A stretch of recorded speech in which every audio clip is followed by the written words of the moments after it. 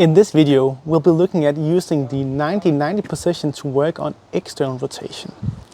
In the basic 90-90 position, we want 90 degrees in both knees, and we want the back thigh to be perpendicular to the front shin, and front thigh to be perpendicular to the rear shin. Now, when focusing on external rotation, we want to be focusing on the front leg. And because it's external rotation we're looking to work on here, we want to make sure, absolutely sure, that the front leg is at least 90 degrees in the knee. A bit too open is completely fine, but if the leg is too closed, what can happen as we get into the stretch is that the femur will actually have room to move into internal rotation and removing focus from the areas that we actually want to be working on. Since we're focusing on the front leg, the position on the rear leg doesn't have to be as strict. There's a little bit of wiggle room, and we can kind of tinker with this a little bit if that is stealing too much of our focus, so we can really pay attention to what's happening on the front side. Now, to move into the stretch, I basically just want to be folding forwards in the direction of my knee.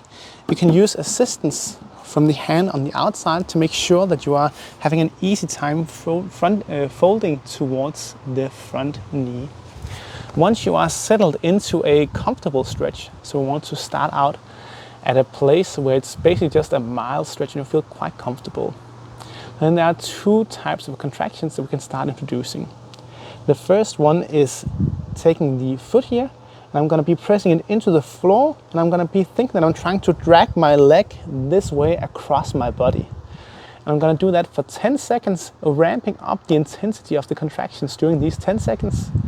And after 10 seconds, I'm going to finish on an exhale and see if I can relax and sink slightly deeper into the position. Then after 10 to 20 seconds, I'm going to perform the second contraction, which is pushing the front knee down towards the floor.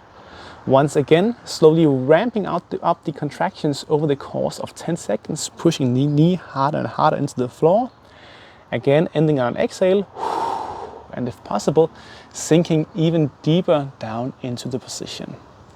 Now, over time, you might get to a point where you can get completely flat chest to knee.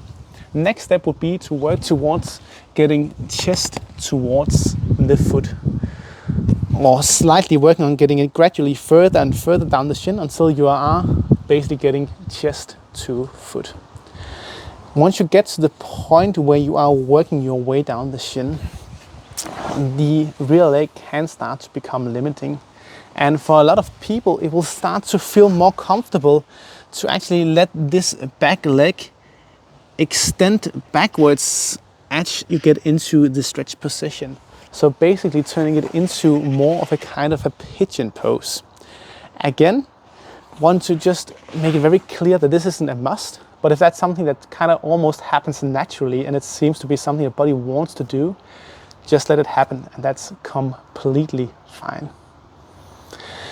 If already from the starting position it feels like this leg, the rear leg, is a limiting factor, the first thing to test out is to place a yoga block under the hip and under the knee of the front leg.